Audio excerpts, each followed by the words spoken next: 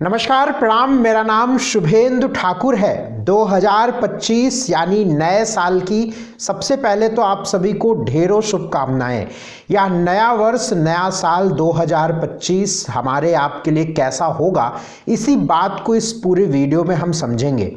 2025 में ग्रहों की स्थितियां कैसी होंगी, इसका पूरा विश्लेषण, पूरा ग्रहों की चाल, कब कहां कैसे ग्रह जाने वाले हैं, इसका पूरा विश्लेषण मैंने तैयार कर लिया है। बहुत ही गहराई से, बहुत ही वैज्ञानिकता से इस बात को समझेंगे कि 2025 यानी नया साल हमारे आपके लिए कैसा होगा। यह जो राशिफल मैं आपको बताऊंगा, या इसे वर्षफल कहें या राशि का फल कहें, यह जो आपको समझना है, ये आप अपनी कुंडली की लग्न राशि पर इसे समझिएगा तो आप बहुत सटीक इस बात को समझ पाएंगे। इसके अलावा आप अपनी चंद्र राशि, चंद्रमा की राशि जो हो, उस पर भी इसको आप समझ सकते हैं। नाम आदि पर समझने की सलाह मैं नहीं दूंगा।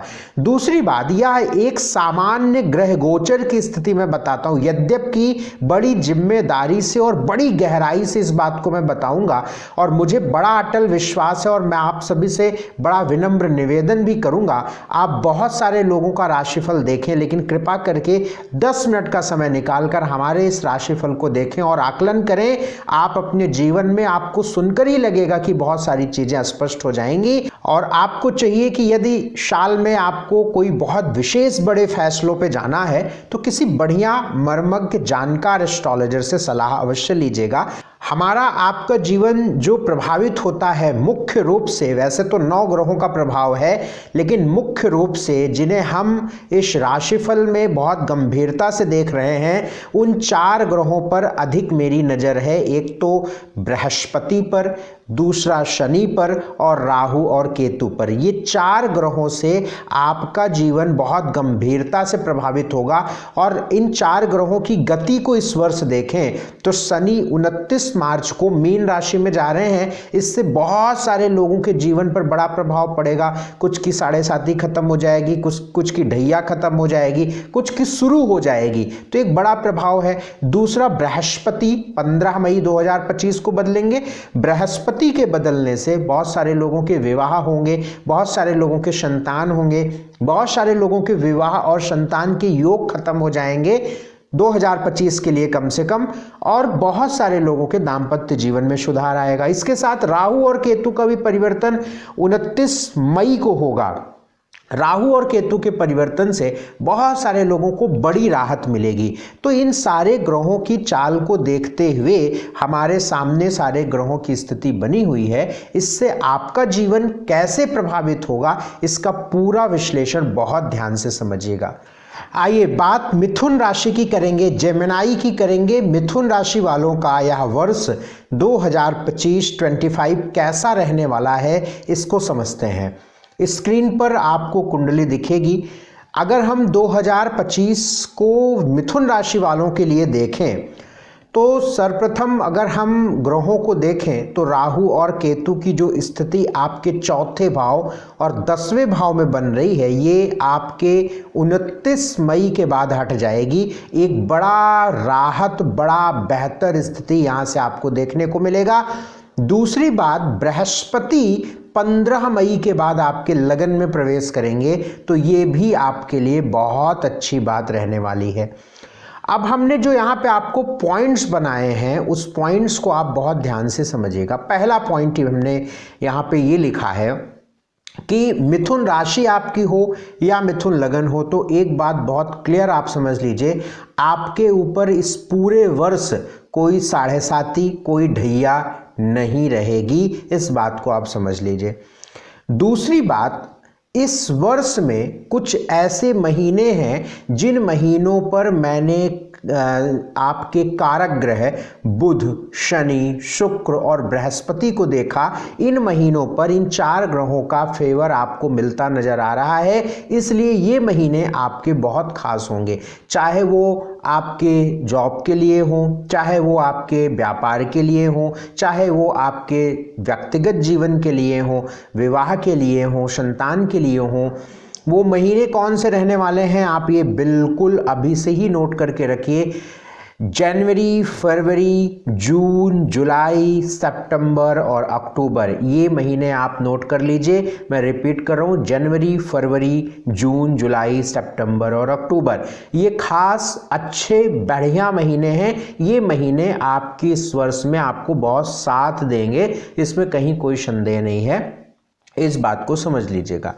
बहुत सारी बातें मैं आपको बताऊं। सबसे पहले आपकी नौकरी की बात इस वर्ष में करेंगे, जॉब और व्यापार, जिस चीज़ से आपका जीवन चलता है, आजीविका जिससे है, उसकी बात करेंगे। अगर इस वर्ष में हम देखें कि आपकी नौकरी और व्यापार कैसा रहेगा, ये वक्त मुझे नज़र आता है मई से लेकर अक्टूबर। मई से लेकर अक्टूबर यानी मई, जून, जुलाई, अगस्त, सितंबर, अक्टूबर, ये ऐसा वक्त रहेगा जहां पर आपका बेटर ट्रांसफ़र अपने अनुकूल स्थानांतरण के लिए यदि आप कोई प्रयास कर रहे हैं तो आपको सफलता मिल सकती है। इसी वक्त में आपका कोई प्रमोशन हो सकता है यदि आप कोई प्रयासरत हैं और वो ड्यू है तो।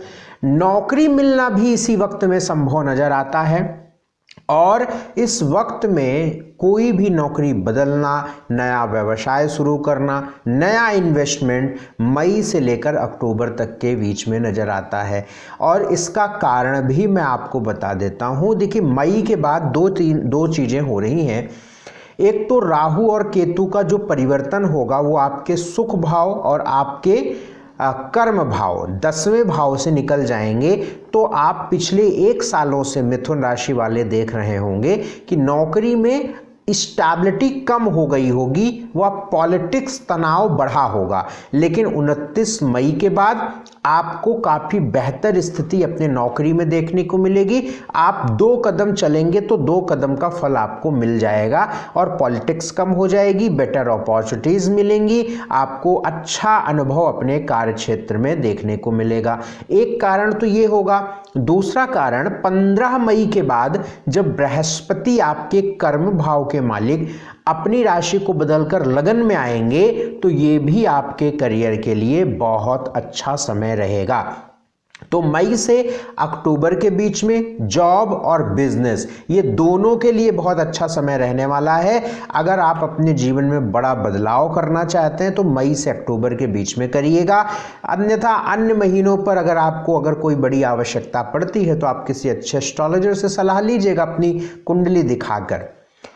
एक चीज। दूसरी चीज, विवाह, मैरिटल लाइफ और मैरिज, ये इसकी बात हम आपको बता देते हैं। देखिए, अगर हम विवाह की स्थिति देखें, वैवाहिक जीवन की स्थिति देखें या दाम्पत्य जीवन को देखें तो ये स्थिति मई से लेकर अक्टूबर तक संभव नजर आती है। यानी यदि आप विवाह के लिए प्रयास कर रहे हैं तो मई से अक्टूबर के बीच में होना संभव हो सकता है। मई से अक्टूबर के बीच में आपके दाम्पत्य जीवन में सुधार हो सकता है। मई से अक्टूबर के बीच में किसी प्रकार से दाम्पत्य जीवन संबंधित कोई परेशानी है तो वो सॉल्व हो सकती है, वो ठीक हो सकती है। बहुत सारे केसेस हमारे पास आते हैं कि पत्नी मायके चली गई हैं, नहीं आ रही हैं, पति नहीं मान रहा है, पति पत्नी को नहीं समझ रहा है। तो मई से अक्टूबर के बीच में यदि आपकी मिथुन लग्न हो या आपकी मिथुन राशि हो तो ये वक्त आपके इस समस्या को सॉल्व, इस समस्या से आपको निकलने का हल दे सकता है। ठीक बात। आगे की बात अगर हम करें, संतान की बात करें तो संतान के लिए भी मई से अक्टूबर के बीच में बहुत अच्छा योग बन रहा है। पंचम भाव पर बृहस्पति की दृष्टि लग्न से होगी। ये बेहद उत्तम समय होता है यदि आप संतान के लिए प्रयास कर रहे हैं, कंसीव करना चाहते हैं तो इस मई से अक्टूबर के बीच में आप बेबी की प्लानिंग कर सकते हैं। अगला पॉइंट जो हमने यहाँ पे लिखा है, फाइनेंशियल ये साल कैसा रहेगा। फाइनेंशियल ये साल ठीक दिख रहा है मुझे, कोई ऐसी बड़ी वजह नहीं दिख रही है जिससे हम ये कहें कि आपका यह वर्ष खराब रहेगा। धन के मामलों में ठीक रहेगा। ऐसा भी नज़र नहीं आ रहा है कि बहुत धन छप्पर फाड़ के आएगा। सामान्य स्थिति नज़र आ रही है। मेहनत से सफलता के रास्ते दिखेंगे और मई के बाद बेहतर स्थिति नज़र आएगी। क्योंकि एक कारण और मुझे आपकी कुंडली में दिख रहा है कि फाइनेंशियली तो साल ठीक कहा जाएगा, लेकिन दवाई पर, मेडिकल, हॉस्पिटल, मेडिसिन्स पर पैसा जाता नजर आ रहा है। उसका कारण है कि छठे घर का मालिक मंगल लंबे समय तक आपके धन भाव में रहेगा, जनवरी से मई तक तो रहेगा ही रहेगा, और ये भी आपके लिए अच्छा समय धन के मामलों में बेमतलब के खर्च को लेकर दिखाता है। और एक दूसरा कारण मुझे दिख रहा है कि शनि जब मार्च में आपके कर्म भाव पर जाएंगे तो शनि की दृष्टि 12वें पड़ेगी, तो 12वें शनि की दृष्टि पड़ना, व्यय भाव पर पड़ना, ये भी कोर्ट कचहरी, दवाई, मेडिकल, इन सब पे खर्च होने के योग बना देता है। तो फाइनेंशियली ठीक साल है, लेकिन कैसा रहने वाला है उसको मैंने आपको क्लियर किया। एक पॉइंट मुझे और यहाँ पे मैंने लिखा कि शनि 10th हाउस में जो गोचर करेंगे, ये मेरे हिसाब से पिता के लिए बहुत अच्छा वक्त नहीं रहेगा। और 2 महीने मैं आपको बता रहा हूँ इस वर्ष में, अगस्त और सितंबर, ये आपके माता पिता दोनों के लिए नुकसानदायक है। या आप कहीं पे लिख लीजिएगा कि आप इस महीने में 2025 वर्ष के इस महीने में अपने माता पिता के स्वास्थ्य संबंधित स्थितियों को, संबंधों को आप थोड़ा सजग रहिएगा। और पॉसिबल हो तो इस महीने में कहीं वो यात्रा वगैरह ना करें, क्योंकि शनि और मंगल की दृष्टि ये माता पिता दोनों के लिए कष्टकारी होगी। यहाँ तक 7 खत्म तक होने के योग बना देता है। 10वें अष्टमेश शनि है 10वें भाव में, और षष्ठेश मंगल है 4th भाव में, दोनों की टक्कर 4-10 बनेगी, ये नुकसानदायक है। तो माता पिता के लिए मैंने एक बड़ा पॉइंट आपको बता दिया, संतान के लिए मैंने मई से अक्टूबर के बीच में बता दिया, नौकरी को मैंने शुरू में ही बता दिया, व्यापार मैंने आपको बता दिया, एजुकेशन को लेकर यह वर्ष अच्छा रहेगा, मतलब पढ़ाई लिखाई को लेकर बच्चों के लिए जो स्टडी में है वो अच्छा वर्ष कहा जाएगा। तो मेरे हिसाब से मैंने सारी बातें आपको मिथुन राशि वालों के लिए क्लियर कर दी हैं। अब इस वर्ष को कैसे बेहतर बनाया जाए उसके लिए मैं कुछ आपको रेमेडी बता देता हूँ, उपाय बता देता हूँ। मिथुन राशि वालों के लिए सबसे अच्छा उपाय, सबसे बढ़िया उपाय रहेगा माँ भगवती की उपासना, देवी माँ की उपासना। ये आप प्रतिदिन अगर आप एक फूल रख के माँ भगवती की उपासना करें, देवी माता की उपासना करें, तो आपके लिए बहुत लाभदायक समय रहेगा। इसके साथ साथ अपने माथे पर केसर या हल्दी का तिलक लगाना आपको आपके करियर में सफलता देने का कारण बनेगा। मंगल खराब है, इसके लिए हर मंगलवार, हर शनिवार हनुमान मंदिर जाइए, हनुमान जी की उपासना करिए। किसी भी प्रकार से जानवर, नॉनवेज, मांस आदि का सेवन नहीं करना है, अदरवाइज आपको नुकसान होगा। तो ये है मिथुन राशि का राशिफल।